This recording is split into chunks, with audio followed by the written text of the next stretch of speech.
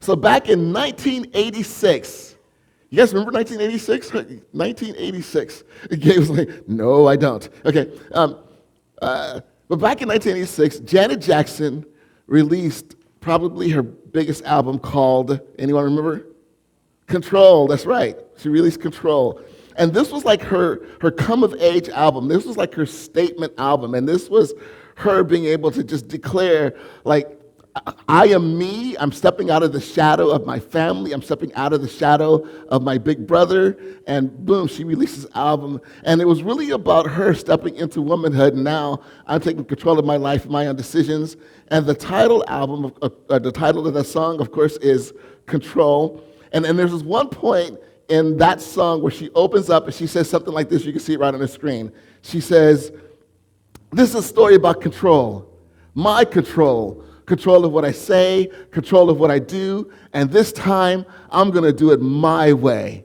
I hope you enjoy this as much as I do. Are you ready? I am, because it's all about control, and I've got lots of it. Control. Yeah. But you know what that statement really identifies? I think this is so true. That so much of our lives we spend trying to be in control. And I think one of the reasons why is because we're afraid. That's what really drives this idea of control, this need for control. It's because we're afraid. Glenn and I were actually talking this week during a meeting that we were having, and he brought up something that I thought was really good, and so I'm stealing your idea to use in my sermon, but I'm giving you credit for it.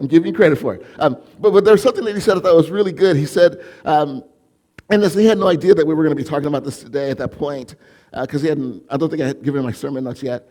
But he said, you know, when it comes to control, like people really struggle with this idea. Like when we look at flying, right? Flying is one of the safest ways to travel.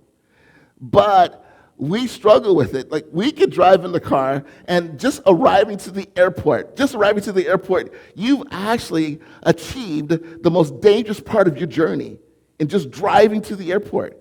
But then once you're on the plane, we freak out, right, when we're on the plane, don't we? And I can tell you why, and Glenn brought this up, and I thought this was great. He said the reason why we freak out is because we're not the one driving the plane. And so we walk into this big behemoth full of jet fuel, and we're relying on this person that I've never met to get me from point A to point B. And so it can be kind of scary. So I think he was right in the sense that when it comes to control really is driven by fear. It really is driven by anxiety. And so because of that, what we tend to do is we try to control the things that are around us. For example, we try to control our kids. Why? Because ultimately, you know, the heart is good in the sense that we want what's best for our kids. We want them to be successful. But we also try to control our kids because we're afraid, like, hey, you might make this decision in kindergarten that's going to wreck the rest of your life, right? So we try to navigate that with them. Or maybe what we try to control is our bank account, or we try to control our career. And the reason why is because we're afraid that at one point that we might lose everything. We're afraid that there's something that might be a cost, or we might get laid off. There's all these fears that go along with that. We might not get the promotion that we need to clear the bills that we want to pay. So we try to control all those elements. Again, we try to control our finances. We also try to control our reputation. We try to control the narrative of our reputation because there's that fear that if people find out who I really am, or if they find out what the narrative is, or if the narrative about me is wrong, then I might not get accepted anymore, or I might lose my position, especially when we live in this age of cancel culture, right? One mispost, one mistake, one thing taken out of context, and your reputation is shot. So we worry about that. So there's so many elements of we try to manage or navigate or try to control. And I'm even going to throw this in. I think some of us become Christians because we're trying to control. And we're trying, even though we say, you know, we're trusting God and God, you're in control, ultimately we're hoping, and I think this is why a lot of people fall away from God too, that we're hoping that with God, I can control my circumstance. And so my circumstances will work out the way that I want them to because I follow him. So then I believe in him. And then when things don't work out, what do? I X my faith, like I'm out. I give up on my faith. And again, the reason why is because really, we were using our belief to try to control our circumstances, our situations, our people around us. So even then, we could, in the name of Jesus, we can still try to control everything around us and try to control the people around us. And as a result of that, I think sometimes what it does is it drives us further away from God and our trust in Him as well. So that's why we started a brand new series last week called Open. Now remember, we just finished a series called New Power for a New Season. And in that series, what we talked about are some decisions that we need to make so that when we arrive at this point in 2027, that we'll be different than we are now in 2026. But I realized, like, in order for us to be able to fulfill that, there is something that we need to do. In order to make those decisions, we need to be people that are willing to surrender. So everybody make your fists and squeeze it as tight as you can. Squeeze as tight as you can. Because this is what we live when we're not in surrender. And you can feel the difference. Now go ahead and open them up. You feel the difference? You can immediately feel the blood that begins to rush through your hands. In other words, when we let go of control, we actually begin to invite life. And so what I'm hoping for this series is that it will open us up in such a way to where we're willing to say, God, I'm willing to surrender to you, and I'm willing to trust in you so that it will invite life to come into me. Now, that also means then, and I think it's important, like, how can we do a series about this concept or this idea of surrender and not do a message about control? Because that really is what hinders us from being able to surrender, right? Like either God can be in control or I can be in control. And although we say, God, you're in control, who really likes to drive the car? We do. We do. So, that old adage, Jesus, take the wheel. But we got the brake on our side, right? So with that in mind, I'm going to do something a little bit different today.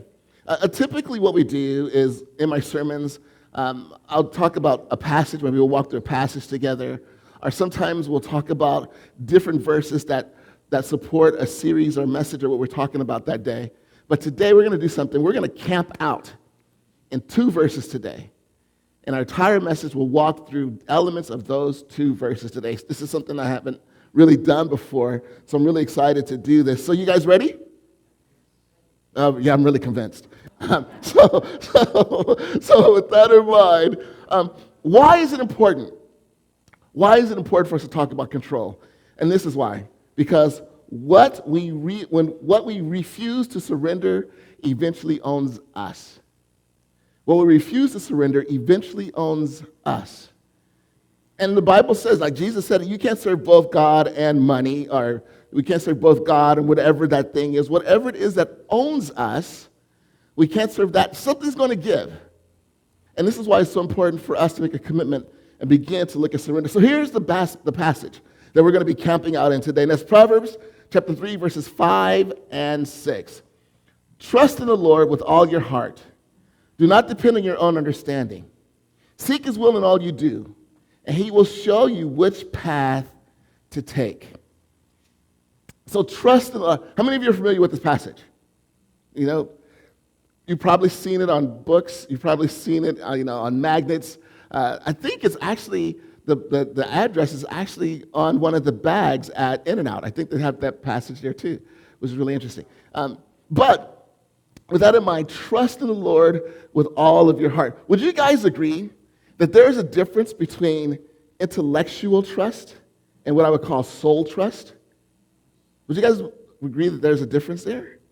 And I think a lot of us, what we have a tendency to do is we say we trust God, but many times it really is intellectual trust that we have in Him, not necessarily soul trust. And this gap from here to here is not very big, but in some cases it really could be the Grand Canyon, depending upon what it is that we're trying to navigate and trying to deal with. So what I want to do is just take a moment to look at what is the difference between intellectual trust and soul trust. And I keep thinking about soul training, so I want to go soul trust. So that's the last time I'm going to do that because I just need to get that out. So, but with that, here is the idea. When we know that, here's what soul trust looks like. Soul trust looks like this. I give the keys to my the keys of my brand new car to my newly licensed teenage driver. And I trust you. That's soul trust. Sorry, that was totally, I didn't do that on purpose. I think you gave it to me.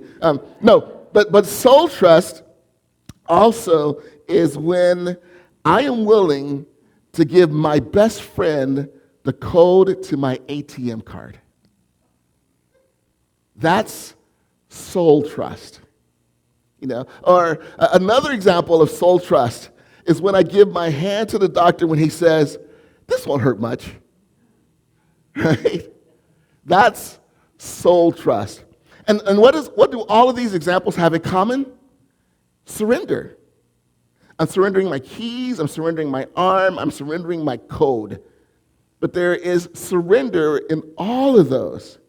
And so it's important for us to begin to ask ourselves, do I have intellectual trust in God or do I have soul trust in God? Now, what's the difference between the two? Or how do I know? How do I know if I'm driven by intellectual trust as opposed to soul trust?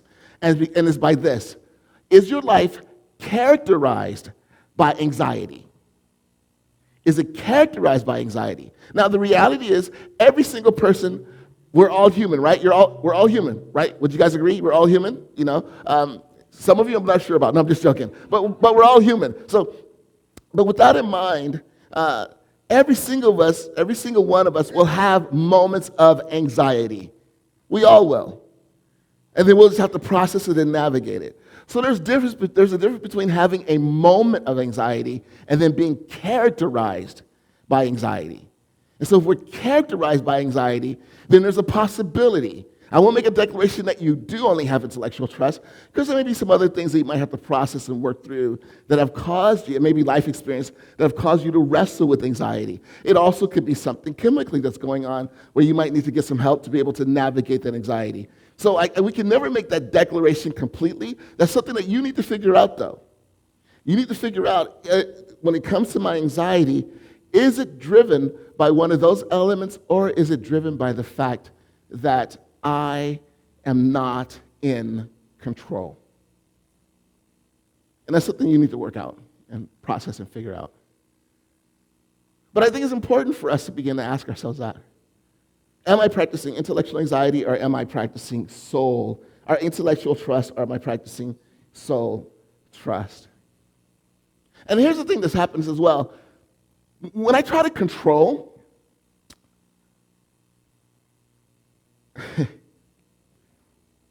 many times we try to control because we're trying to control what's causing us to be anxious, right? So we see something, our anxiety increases, and we try to control that because we think if I can control it, then life will be okay, then I'm able to navigate, then my anxiety won't be as bad. But here's the truth, and you can see this right on the screen. This is important. Control does not calm anxiety, it feeds it. Control does not calm anxiety, it feeds it. So what happens is you think that you're beginning to be in control, like it's, like Janet Jackson said, my control, my way, like I'm in control. And then what happens is something happens that is outside of your control. You think you got that person controlled, and then all of a sudden they make a decision. You think you got the circumstance controlled, and all of a sudden, boom, it spins out of control. You think you got it figured out, all of a sudden you don't have it figured out. And so the more that we wrestle to try to control, the more that we wrestle to try to navigate our anxiety, actually the more our anxiety spins out of control. So that's why it's important for us to trust. For us to trust. To say, God, I'm going to hand you my keys. I'm going to hand you my code. I'm going to hand you my arm. God, I'm going to surrender to you and trust in you. It goes on to say in this passage, Proverbs chapter 3, verses 5 and 6, it says, trust in the Lord with all your heart. Do not depend on your own understanding. Seek his will in all you do, and he will show you which path to take. So here's the thing about control as well. And many of you heard this before, and it's not going to be a surprise, but I think it's so true, that what control does is it causes us to put the emphasis on the wrong syllable. That's what control does. So the thing about control, and this is important, you can see this right on the screen as well. To control, surrender seems too costly. So to a person that's in control, you're asking me to surrender, and it seems too costly. It seems like it's too much. Because why? Because if I want to be in control, then I can navigate it, I can manage it, I can handle it. If I am going to surrender that control, if I'm going to yield that control, then that means, oh my goodness, I'm not in control, and that might cost me. That might cost me. And so it feels like, like we're in Vegas, and the odds are just not in our favor. That's what surrender feels like sometimes. So when it comes to this aspect of control, it's important for us to also begin to recognize that there is a cost, and it is true. To surrender is a cost. But it's also important to realize staying in control also has a cost. It also has a cost. And so as we begin to read through Scripture, what we will notice is that God challenges us to make a commitment to begin to release control of our lives over to Him. And He challenges us to begin to live our lives in such a way, because the surrendered life is also the freed life. And that's what He desires for you to know and to understand. The surrendered life is also the freed life. And that's what He ultimately invites you into, is to experience that freedom. Because there is a cost. If I try to, because last week we talked about the things that we try to control: our reputation, our finances, our plans, our comfort. That's what we looked at last week. And it's important, when I try to control those things, then there is a cost. Like, for example, if I try to control my plans, and we do that, right? Like, God, here are my plans. But what we really want is just God's endorsement, not God's direction. So, God, here are my plans. But the result of that is when we don't really surrender our plans to Him, then what is the cost? It costs us peace. It costs us purpose. It also costs us the opportunity to be able to discover our own gifts, talents, and abilities. When we say, God, I know what you're calling me to do, but that's outside of my comfort zone, then there's a cost to that too. And what is that cost? That cost is the discovery of faith and beginning to dig into the depth of faith. And most importantly, that cost could be being able to know God and that much more and who He is. When I refuse to yield my finances because I want to be in control of my finances, then the cost of that is, freedom, is peace. Not only that, the cost of that is this aspect of our money always owns us, as opposed to us surrendering it to Him. So it's interesting with that. So there is a cost. And when I try to hold on to my reputation, and I try to control that, and sometimes controlling our reputation may be that, I go to church, I believe in Jesus, but I don't want to talk about Jesus because I don't want to look like them. So I don't really say anything about my faith and who I am. But the cost of that is the opportunity to walk with someone to discover life, to walk with someone to discover their eternal destiny. And so the cost not only costs us, but it costs them. And so this is why it's so important for us to be willing to say, God, I'm going to trust in you and surrender to you and yield everything to you. But there is a cost. Whether you decide to surrender, there's a cost that way. But there's also benefits from surrender. Or if you choose to control, there is a cost to yielding control. But there's also a cost to staying in control. And the cost of staying in control is we never take the next step in our faith. We never grow into being the people that God has fashioned and called us to be. We never step into being able to fully realize the very reason why we decided to make a commitment to Christ to begin with. And so Christ says, I've come to give you life, and life abundantly. And we go, nah, I want to be in control. So he's inviting us to something different in our relationship with him as well. Proverbs chapter 3, verses 5 and 6. It goes on to say, trust in the Lord with all your heart. Do not depend on your own understanding. Seek his will in all you do, and he will show you which path to take. Now, that term, seek his will, in some versions is translated as submit. In other versions, it's translated as acknowledge. But I want to give you some pictures so you can kind of see what does it mean to submit, to surrender, to seek, to acknowledge.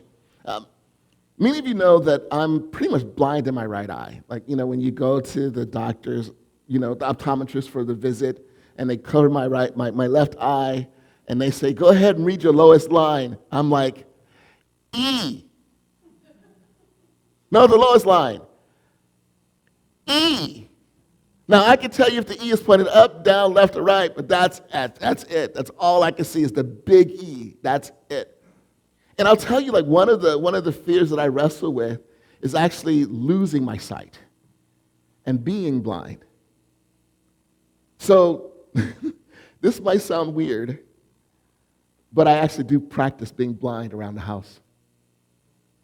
So sometimes what I'll do is and here at the church too, so sometimes what I'll do is I'll close my eyes and I will walk around as if I'm blind. Or I'll close my good eye and just walk around with my bad eye, just to kind of see what it would be like to get around.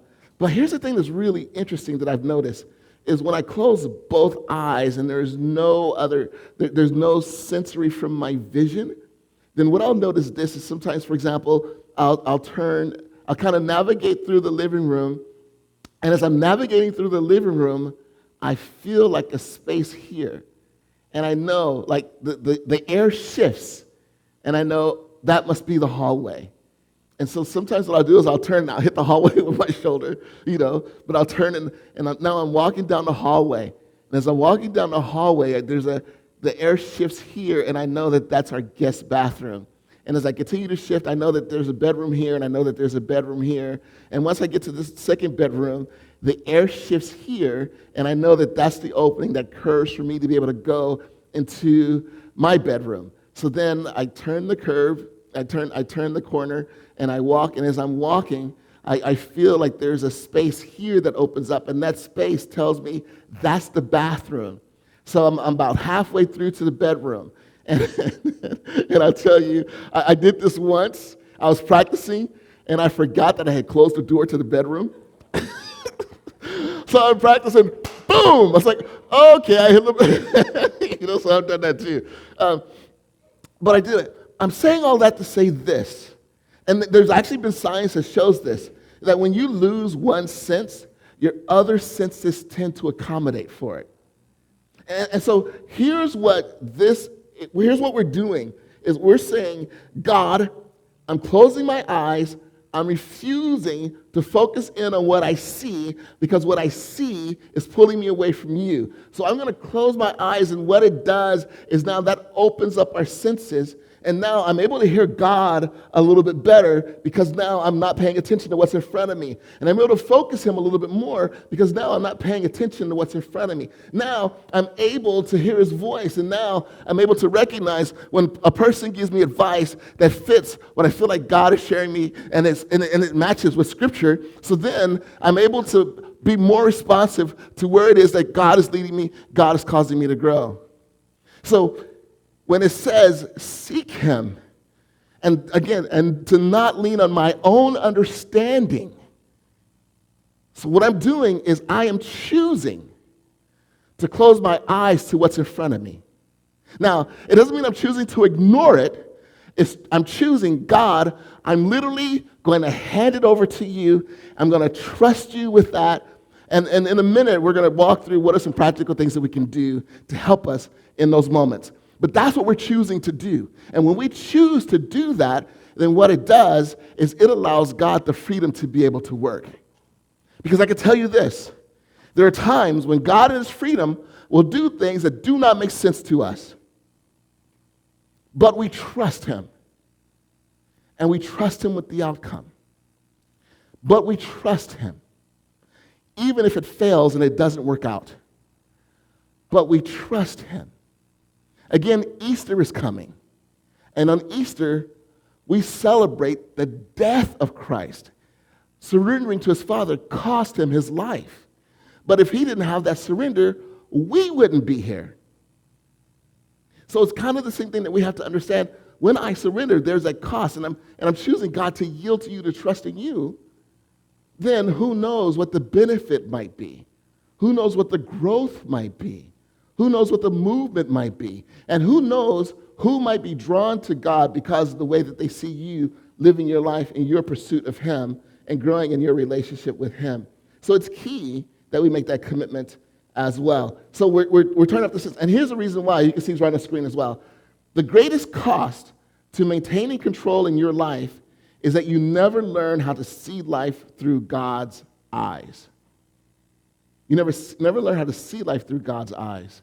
And let me tell you, God's economy and God sees things differently than we do. See, when we're in control, we say, hold on.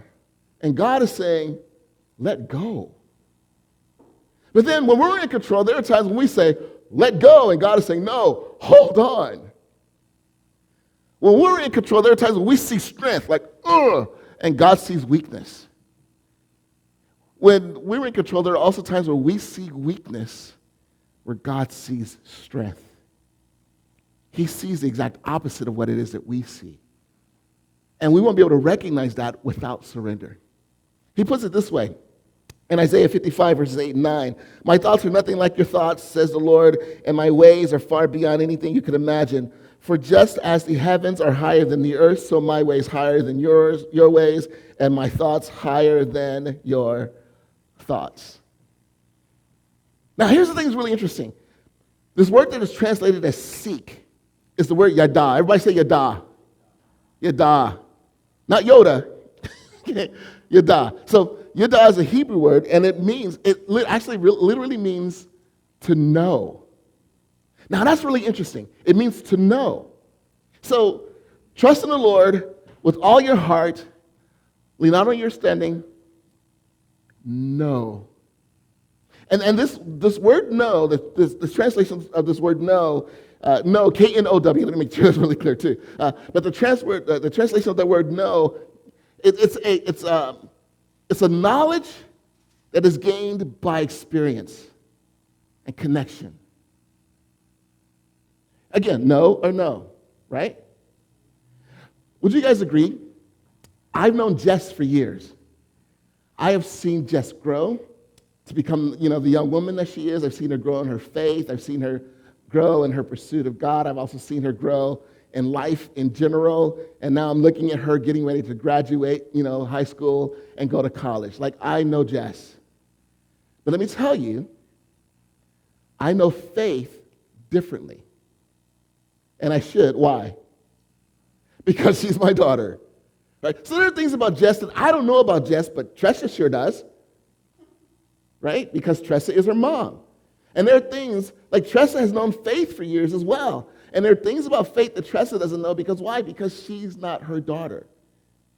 So it's kind of the same way. I know math. But let me tell you, my knowledge of math, and I didn't even know Xavier was going to be here today when I wrote the sermon, but my knowledge of math is very different than Xavier's knowledge of math. I mean, he is studying engineering at doggone Cal Poly University, electrical engineering. Yes, woohoo, we celebrate that. He's ready to go into his last quarter of his junior year, which is he's going to be a senior next year in college. That's just bonkers. But let me tell you, he knows math differently than I know math. I'm using words like plus, divide, minus, multiply. He's using words like vector, scalar, matrix, not the movie, but he's using those kind of words. So his understanding of math, so he knows math, right? I know math. I've known Todd and Maddie for years. I've known Todd and Maddie since over 20 years. Like, we knew them before we had kids. They were at Xavier's first birthday party. So I've known Todd and Maddie for years. But I can guarantee you this. As well as I know Todd, I don't know him nearly as well as Maddie knows him. Would you guys agree? So how does she know him so well? Because I've experienced Todd, but Maddie's experienced Todd. So she knows him. She knows his ups and downs. She knows his in and out. She knows how he's wired. She knows him. And it's kind of that same way with us. So we're talking about, do I know God or do I know him? And so what happens is when we begin to practice surrendering of control to him and yielding that, then what that does is that experience allows us to know more about him, to know that he's trustworthy, to know that he's in control, to know that even when he works out, or even when things don't work out, that's not the end of my life. That's not the end of my hope. That's not the end of my dreams. Ultimately, he's in control, and I need to trust and continue to depend and rely on him and go where he desires for me to go. I know him deeper when I allow myself to surrender to him and have that experience with him. That's what it's talking about when it says, seek him. Seek him. Seek his will. It's saying, know him. Know him. So Proverbs chapter 3, verses 5 and 6, trust in the Lord with all your heart and do not depend on your own understanding. Seek his will in all you do, and he will show you which path to take. And he will show you which path to take. So my car, I don't drive like that, but my car has these sensors on the mirrors. And whenever someone is next to me, there's a little icon on my mirrors that light up to let me know there's somebody next to me. Then also, as I'm driving, if I put my blinker on and that icon is lit, it'll beep, beep, beep, beep, beep, beep, it'll let me know that somebody's there. And let me tell you, it's kind of helped me on a couple of occasions. There was one time I was driving, and I saw the icon, but I looked, and I thought it was clear, and I hit the beeper button, the blinker button, and beep, beep, beep, beep, beep, beep. There was a smart car next to me. Now, how big are smart cars? Yeah, they're small, and if I would have hit that car, it would have been a dumb car, after that. So I didn't see it, but that was a warning sign for me that an obstacle was there. That's what it's like to surrender control to him. God sees the full picture. And we think, I know, we do that with God because we think we know. We think we know, and God's like, there's something in your blind spot. There's something in your blind spot. There's something in your blind spot. And then we get over, there was something in my blind spot, right? So that's the idea of him leading us and guiding us and showing us which way to go. So now the question becomes, we're stressed out, there's a circumstance, how do I surrender, and what does it look like? What does it look like? The first thing I want to encourage us to do is when we feel stressed out is to delay. Because sometimes what happens with anxiety is we feel like we have to make the decision, and that pressure increases, doesn't it? And we have to make that decision fast. And so what happens is that we get caught up in the emotion of whatever it is that we're stressed out about, because why? We're trying to resolve it. We're trying to get it done. But what happens is because we're caught up in the emotion, it hinders our ability to be able to just see the other obstacles that might be there. It hinders our ability to be able to see what's in our blind spot. So sometimes what we can do in our relationship with God is we can simply say, God, I'm just going to slow down. I'm just going to breathe. I'm just going to come, I'm going to pray before you and talk to you about it. Just sometimes the best thing we can do is just slow down. I saw this and I thought this was great. It said, control thrives on immediacy, but trust grows with space. See the difference? I think that's huge. The next thing, assign responsibility. When you stress out, assign responsibility. And here's what I mean by that. Take a piece of paper, and on top of that paper, write out whatever it is that you are stressed out about, that you're anxious about. Write it there, and then draw a line right down the middle. And on one side, you put God, and on the other side, you put me. Then underneath me, you put what and where. Underneath God, you put why, when, and how. And so then what you do is you start thinking about what are the responsibilities. And if the responsibility that you're thinking of falls into what and where, then you write that on that side because that's your responsibility.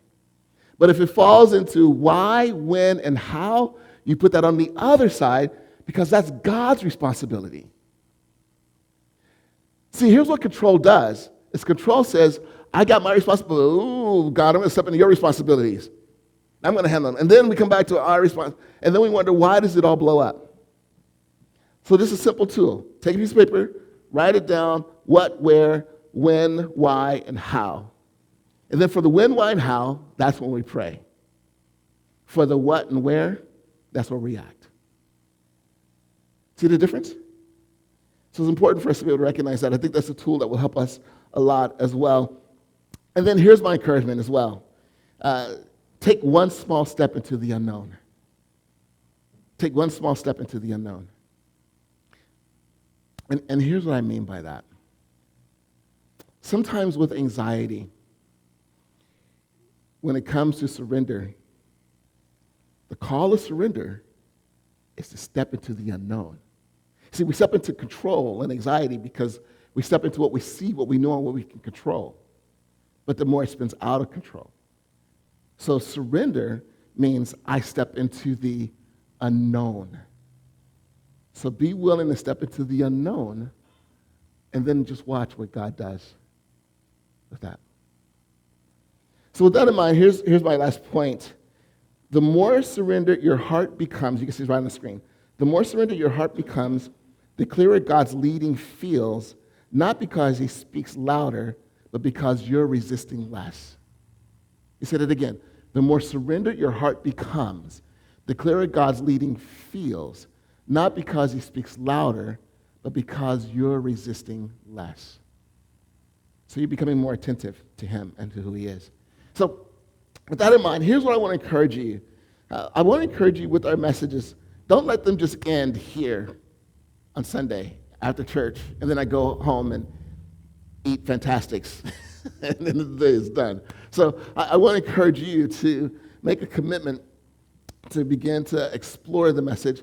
And so that's why I want to encourage you to join us with GroupMe. Now, I made a mistake last week with GroupMe. I apologize if you got the GroupMe messages, because I'm trying to figure out how to use it. And instead of sending out I think it sent out like 8 texts last week with the questions. So I apologize for that. I'm still trying to learn how to navigate that. But with that in mind, I do want to encourage you to join us with GroupMe, because these questions will be there for you to be able to process and go through on your own as well. And so our questions boil down to our core values, which is love God, love others, and love ourselves. So here at Encounter, we say love up, love, and love perfect. So for love up, here's a question that we can explore with the sermon. What specific area of control will I surrender to God this week? What specific area of control will I surrender to God this week? For love up. And then for love out, what is one way I will stop trying to manage someone else's outcome? What is one way I will stop trying to manage someone else's outcome or someone's outcome? And then love in. What is the next small step I could take right now, trusting God with the rest? What is that one? So process through these, work through these, and then hopefully what it will do is it will lead you to a point where you begin to make commitments on your own and in your next step in your relationship with God. Jesus, I thank you so much because you do desire to see